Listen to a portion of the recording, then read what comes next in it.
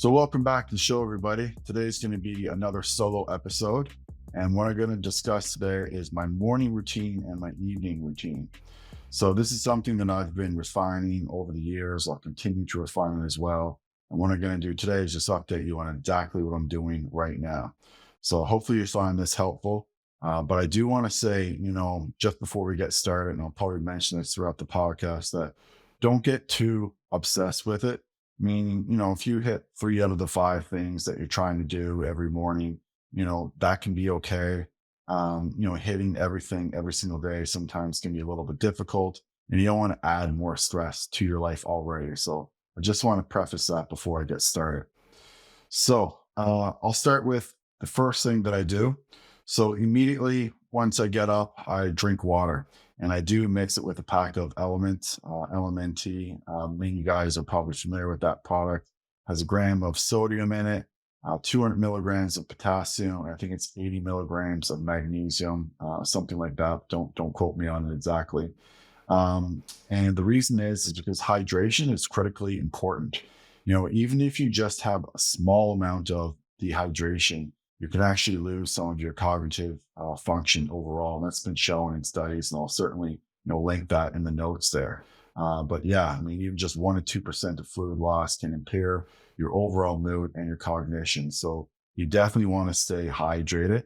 And that's one thing that I do immediately once I get up. And like I said, I do mix it with the element packs. And so I'm getting some electrolytes with my water as well. And I should mention, if you haven't listened to some of my previous episodes, I do use reverse osmosis water. So, I clean out my water. So there's no fluoride in my water whatsoever. And what I do is actually add some concentrate drops to my water afterwards. So, I'm remineralizing it afterwards. Because if you do use the method that I use with the reverse osmosis, we are going to remove not just fluoride, but everything else that's contained within the water. And so you do want to add things back into the water with a product like concentrates or whatever you can, find online that fits your overall needs and desires.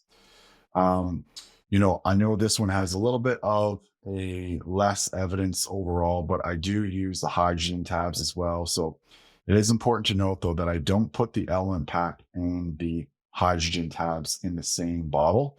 They do have to be separate. So the element is in one bottle, and then I'll just use a small amount of water in the other one. So for the element, I'm using probably, I don't really need that much, like 600 to 800 mils, like usually around 600. I can just, tolerate the high amount of sodium in it really well for whatever reason.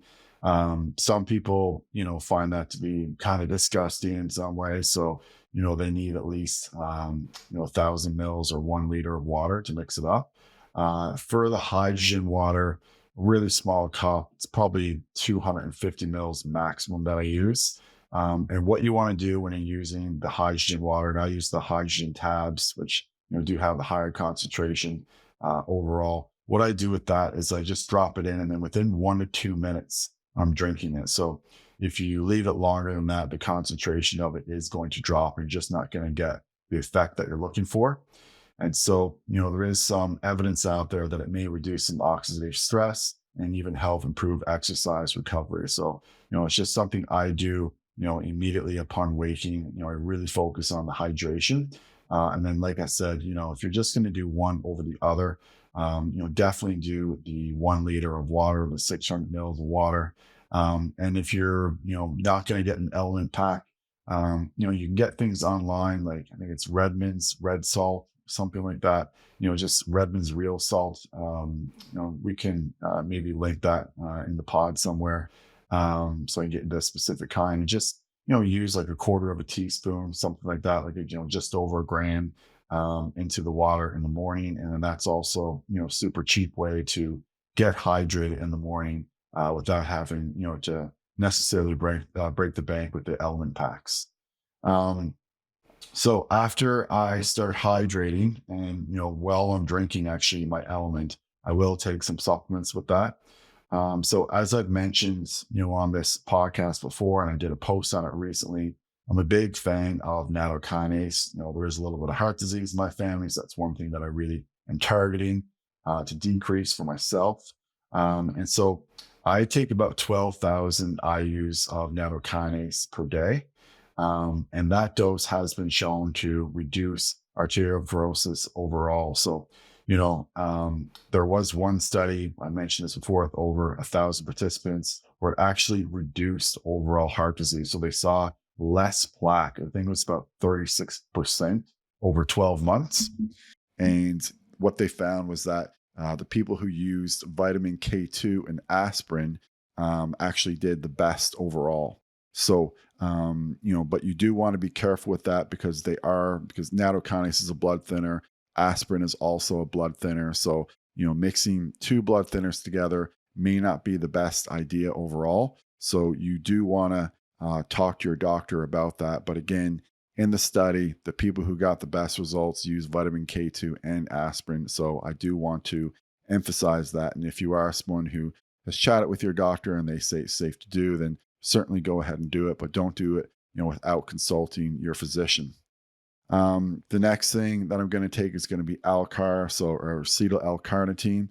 So this has been proved. This has been linked to improved cognition and mitochondrial function overall. So and there's even studies that show that it may, in fact, reduce or delay some mild cognitive impairment or some early onset dementia. And so, supplementing with that is something that I, find to be, super effective overall for just improving overall energy. And I also think that I may be getting some long-term benefits from it as well. Um, the third thing that I take is saffron. I've mentioned this before as well. So, saffron is a supplement that's been shown to help a variety of different things, but really it's just good overall for your brain. There was a double blind randomized control trial comparing it to Donepezil or Aricept, and it showed that it was actually just as effective for reducing overall mild cognitive impairment or dementia. So, and pretty incredible. And to my knowledge, it's the only supplement I know that has been shown to do that.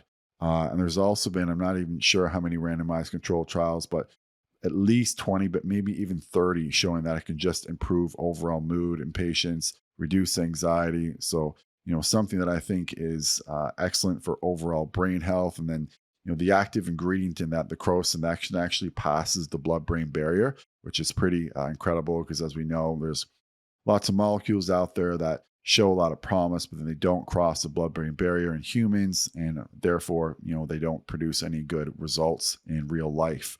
But saffron is not one of those supplements. So, fantastic thing, I think to take. And then the dosages, I didn't mention. So the Alcar, 500 milligrams, and I will take another 500 milligrams later on in the day. And then the saffron is going to be 15 milligrams and then another 15 milligrams later on in the day. Those are the dosages that I found in the studies that have been effective for people. Going up more than that with the saffron could potentially have a detriment to your overall red blood cells. And so that's something that I don't want to mess around with. And especially, if you're an athlete or someone just into cardiovascular training, you always want to have the best red blood cell production that you can, healthy red blood cells so that you get the oxygen going and that so you have good cardio, good endurance, and just feel better overall. So now I've taken my water. I've also taken the supplements that I take, and then what do? I go get sunlight. So I will mention that especially during the winter months and even sometimes during the summer, while I'm hydrating and taking the supplements, I will wear something called Luminet 3 glasses. And what these do is that they shine blue light into your eyes. There's 3 different settings you can use. I just use the highest setting, which is about 1500 lux. And what that shows, what has been shown in studies, that it's just as effective as about 10,000 lux when you're just kind of staring at the screen. And with my routines, I always try to make them more or less as simple as possible, so that I'm either like doing 2 things at once or I'm doing something that I already would be doing in the morning.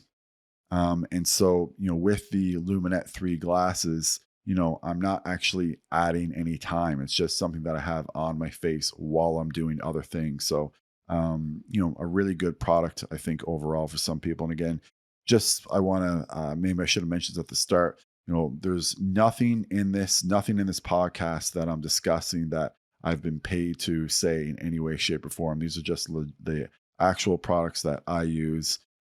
Feel free to use the ones that I use, or feel free to source, similar products that can hopefully provide a similar beneficial effect for you overall. Um, and so, again, taking my supplements, I've hydrated. I've had some blue light in my eyes through the Luminet 3 glasses.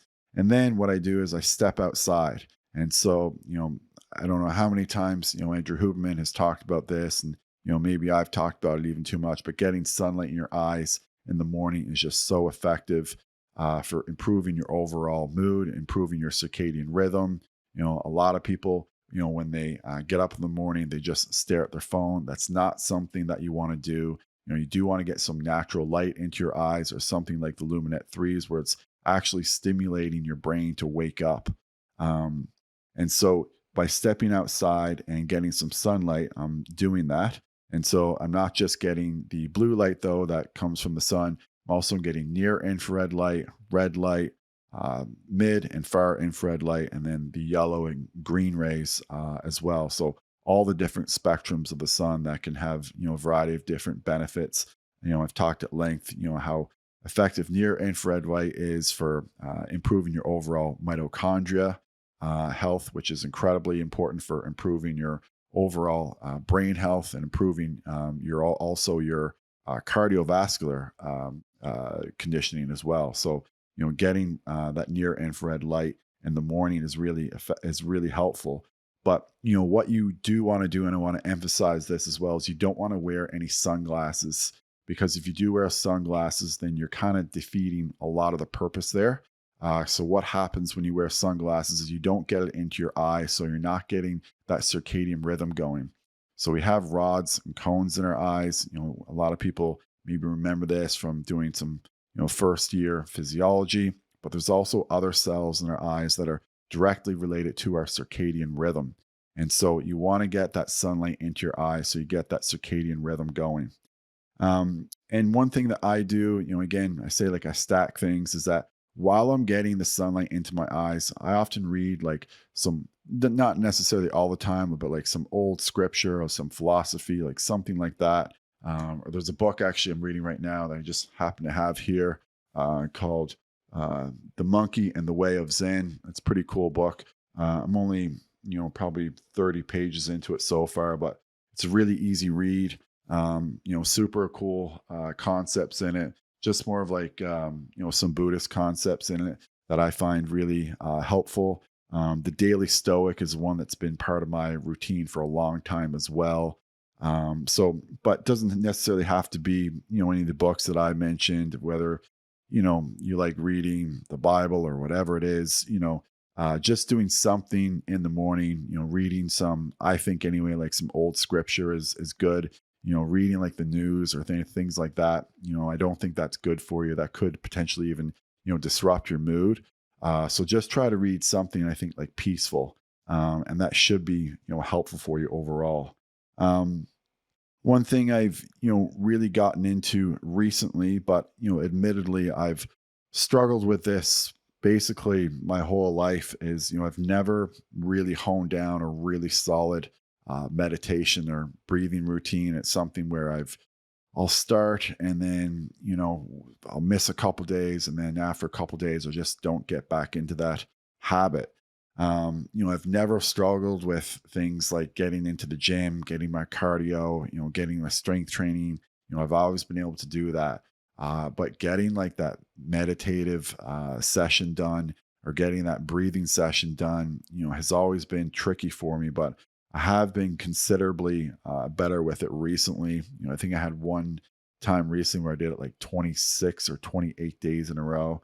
It kind of pisses me off I didn't get to 30 and get the full month done, but I'll just have to restart it and do that. And so, I will talk about the benefits of HRV, or heart rate variability training. I use the Inner Math application. And it's the one that shows basically just like a pacer where you're breathing in and out. And so it's 6 seconds in, 6 seconds out. So when you do that, you breathe deep into your belly for 6 seconds and then exhale slowly through thinly pursed lips for 6 seconds. Some people may say that you may want to switch that to 5 and 7. So about 5 seconds in and then 7 seconds out. I haven't found a way. I don't think there is a way to adjust the pacer. So I just leave it at 6. Then, sometimes I just, make sure that just before the pacer, goes to a full circle, then I stop breathing in and then I start breathing out. So I get more of that 5 to 7 as opposed to a 6 to 6, which is supposed to be a little bit better overall for just regulating your breathing, regulating your nervous system. And that's really what we're trying to do with heart rate variability training is regulate our nervous system. There's a lot of different data on this, but it shows that it decreases your overall fight or flight response. And so, that's something that I think everyone, wants to work on. We all want to feel calm. We all want to feel that like we're very grounded and that when something happens, we don't get startled. We don't, get into this super sympathetic drive that gets us out of our routine and gets us into our head. We just want to stay grounded so that when something happens, we can, continue on and have good emotional regulation. And it helps with all of those things. It also helps decrease overall cortisol and decrease stress. And this has all been shown in various different PubMed studies. So I think it's a wonderful routine to get into if you can. And one thing that I do stack this with is grounding. So you may have heard of grounding before. It's basically when you're, putting your feet on the ground or sitting on the grass, doing something where you actually connect it with the earth. And again, there's not as much evidence, for grounding as there is for something like heart rate variability training. But there is a little bit, so why not, double up on it? And some observational studies have found that grounding may in fact lower inflammation and improve sleep. So it's something that I've added to my routine. So I just plug in like a Huga mat, and while I'm sitting on the Huga mat, I will do my breathing, and that's been super helpful for me. And again, just like another 2 for 1, like the sunlight and the reading. The next thing I'll do is I'll get a cold shower. So, for myself, I don't necessarily get in cold. Like I'll get in maybe lukewarm warm, you could call it. And then I'll, do all my washing and that kind of thing. And then at the end of it, I'll turn it really cold. And so what that does is it makes me feel more alert, even if it's just temporarily.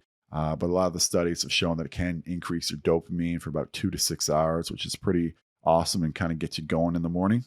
And there's even been randomized controlled trials that have shown that people who do that have less absenteeism at work. So, more people make it to work on time when they do that. Maybe there's some, confounding variables in that study because, people who engage in these type of behaviors probably are more likely to get to work anyway. But still, I think, really important overall. And then there's also this, really interesting thing about taking a cold shower where it increases something called PGC1 alpha, and that can actually upregulate our mitochondria. And so again, mitochondria, the powerhouse of the cell, where it makes ATP, where it gives us energy. Anything you can do to upregulate your mitochondria, it's going to be beneficial for you. So, fantastic thing to do.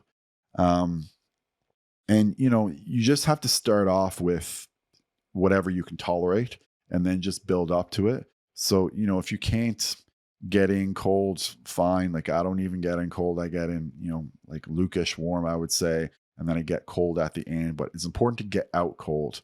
Okay. So that's, the most important part of that. But just do, what you can. And then eventually, you'll build up, like anything else, and you'll be able to tolerate, a really cold shower. And so, just want to make that point for people who have maybe tried it before and, gotten discouraged about the results that they've gotten or gotten discouraged because they haven't been able to, really hack it out and do it. But, it can take some time. And eventually, if you try over and over, you will find a routine, I think, that will work for you. So after that, just like most people, I brush my teeth. I just want to mention that I do use nanohydroxyapatite toothpaste, and that does support enamel remineralization. And the toothpaste that I use, I actually forget the brand name right now, but it doesn't have any fluoride in it. And so, something that I wanted to mention, because I know there's people out there who are using some pretty awful toothpaste with tons of fluoride. And I think we should try to, avoid that as much as possible, in my opinion. So next is probably everyone's favorite part. You're probably waiting for me to talk about this, but coffee. So, coffee is one of those things that has been debated, I guess you could say, a little bit on social media in particular. Andrew Huberman's talked so many times about delaying coffee. I've seen some PubMed studies basically completely debunking it. I like to try to just wake up more naturally. And I don't like the idea of just getting up. And as soon as I get up, I have to hit the coffee to kind of get going in the morning. I'd rather, wake up naturally. Like I do all the things that I have discussed here today. Hydrate, get some sunlight, get that cold shower, and then you're already kind of waking up naturally. Also, too, it just makes it easier when, you're on vacation and that kind of thing. Sometimes it's not as easy to get coffee like immediately in the morning upon vacation. Sometimes you need to wait, a little bit of time, a half hour, an hour before you kind of go down and get breakfast. So I just like the idea of not being, addicted to, having that caffeine rush right away. Um, for myself, I actually have been lucky enough to do some genetic testing done, and I metabolize caffeine extremely quickly. Like I'm not just a fast metabolizer, like I'm an ultra fast metabolizer. And so what I do is, I have, generally speaking, about 6 half caffeinated espresso shots throughout the day. So I'll have, 40 milligrams, which is roughly what's in, one dose or one espresso shot right away after my shower and after I brush my teeth. And then I'm more or less just sipping on the other 5 throughout the day. And I stop around 3 p.m. Some people need to stop a little bit earlier. For myself, there's a couple different reasons I do that. Again, one, I'm just sort of, lucky in some ways that I'm able to metabolize it quickly out of my system so I can, drink it maybe a little bit later than most can. And then the other thing is that, I work until about 6 p.m. a lot of days. So I need to make sure that I'm pretty sharp later in the day, where some people don't need to be as sharp that late. They can, they're off work at maybe 3 or 4 p.m. That's when a lot of their hard work is done. For my particular job, there's no real easy hour or anything like that. Like every single minute is generally like pretty intense. And so I need to stay sharp throughout the whole day. And so, I don't stop drinking that till about 3 p.m. I will say though, lately I have had, in place of some of the coffee, so maybe not all of it, like maybe I'll still have like 4 of those espresso shots. I have experimented with yerba mate, and I do like that as well. So, next time I do this podcast, I may just be on full yerba mate. We'll see. Probably not, just because I like the taste of coffee so much. But again, that's when I have my coffee. And, the moderate amount of coffee has been shown to improve alertness, improve mood, and not disrupt your sleep if you do time it correctly. So, there's a reason why people drink coffee, and it's because it does work. It does give us energy. So next I will have, a small morning shake. I'll have in that some collagen peptides, which I know is good for my skin, my health, also my joints. So, the one I have is, it has all the collagen peptides, not just 1 and 3. So it's 1, 2, 3, 4, 5. I'll also have ATP greens and reds product. So that's a product just helps me get a little bit more of vegetables in my diet. It doesn't have anything else besides just the concentrate of vegetables and fruit, which is something that I do like. I know there's other products out there that have, various different probiotics and that kind of thing, but, I just like the idea of just getting my fruits and vegetables. I'll also put a little bit of spirulina and some inulin in that shake. So the spirulina is rich in various different antioxidants. It's shown to improve basically almost every single cardiovascular parameter, at least a little bit. And then the other thing is there actually is pretty decent evidence for spirulina, leaching. Uh, Sorry, there's actually pretty decent evidence for spirulina binding to some heavy metals. And so, it is a good way to excrete or to start excreting more heavy metals from your bodies by using a little bit of spirulina.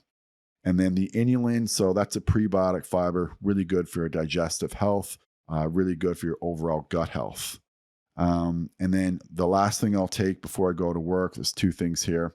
So the omega 3s and also a probiotic. So, I'll take 4 grams of EPA, 1 gram of DHA. This is really going to support my cardiovascular health, also my cognitive health.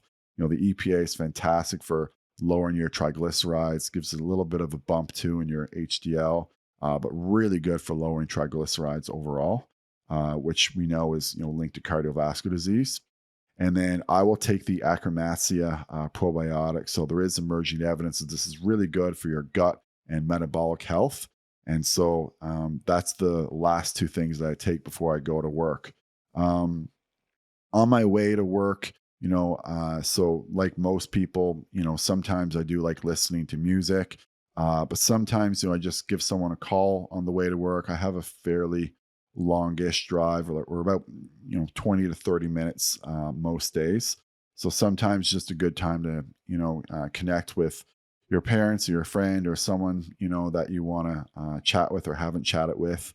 Other times we'll just listen to music, like a lot of people listen to a podcast, or there may be some times where I just want complete silence and just sort of listen to my own thoughts.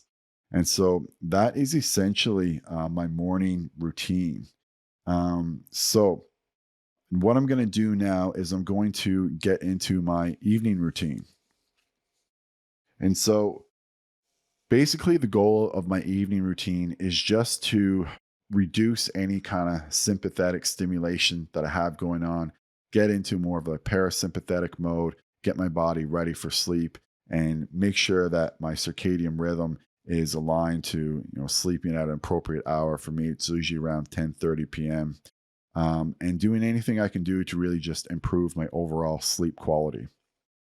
And so one thing that I do, in terms of trying to improve my sleep quality is you want to finish eating, 2 hours at least, before bed, preferably maybe even 3 or 4. Sometimes I do find that a little bit tricky if I'm getting home late from work and then, trying to get to bed by 10:30. But I do my best to do that, at least 2 to 3 hours before. I certainly don't hit 4 hours very often. And that has been shown to just improve your overall ability to sleep at night in terms of getting deeper sleep, because you want to be in a state where, again, you're in your parasympathetic state, and also in a state where your body can basically just focus on sleeping. So you don't want it to be focusing on digestion. So a lot of people have found that this has been one of the keys to helping them improve their sleep at night. Also too, just keeping with what I ingest, 2 hours before bed or so. This is something that sometimes I struggle with a bit, but you just want to sip on water. You don't want to be drinking tons of water during the periods before you go to bed, because obviously that's going to just force you to pee at night, which is going to wake you up and decrease your overall quality of sleep. So, do what you can to kind of limit water intake at least 2 hours before bed. Dimming the lights and blocking blue light is something that I've done for probably a decade or more now. So wearing those blue blocking glasses about 1 to 2 hours before bed seems to have some really solid evidence for improving sleep quality, shortening sleep latency, so falling asleep a little bit faster, and also boosting your overall melatonin. So we know melatonin is linked to better sleep and better sleep health.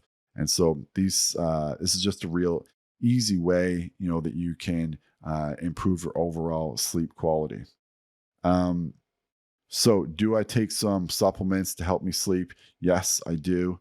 And you may have heard of these before, and it's really just the Andrew Huberman protocol. What he has promoted seems to work for me. I know it doesn't work for everybody, but it's magnesium threonate, so 2,000 milligrams of that, apigenin, He's usually takes, I think, 50. I find, 100 for me is a little bit better. And then L-theanine, 225 milligrams. So, magnesium, that can certainly improve overall sleep quality, certainly more associated with resting and digesting and activating more of your parasympathetic nervous system and relaxing you. The apigenin, that can really help with GABA. And so, GABA is something that is very calming. And so if you can increase the amount of GABA that you have, that could potentially help you sleep a little bit better and also might even improve your overall sleep quality, get you more a little bit more get a little more deep sleep. And the L-theanine, that can reduce stress, promote alpha waves, and improve sleep quality, even in healthy adults. So you don't even necessarily have to be, struggling with sleep to actually benefit from L-theanine, which is, pretty interesting overall. And then lastly, I do have a couple, tools that I use. So I just got this recently. So this would be a PMF mat. So a pulse electromagnetic field. And this may reduce pain and promote relaxation. And there is preliminary evidence that it can improve sleep overall. For myself, I have found that it's been effective for me. I just find it gets me into more of that parasympathetic state, quicker than if I wasn't lying on it. And again, like it's something that I don't necessarily have to like do on its own. So I can just lie on it while I'm, talking to Emily or watching TV or whatever we're doing. And it's not necessarily like a dedicated practice on its own, which, again, I really like because all these things obviously take a little bit of time. So you want to stack these things and do these things that in a way so that it doesn't really disrupt your overall life or add too much time. Um, and one quick thing too, is setting up your nightstand. So for me, I need a little bit of water just in case I wake up in the middle of the night. Lip chap, for whatever reason, sometimes I just have some chapped lips in the middle of the night.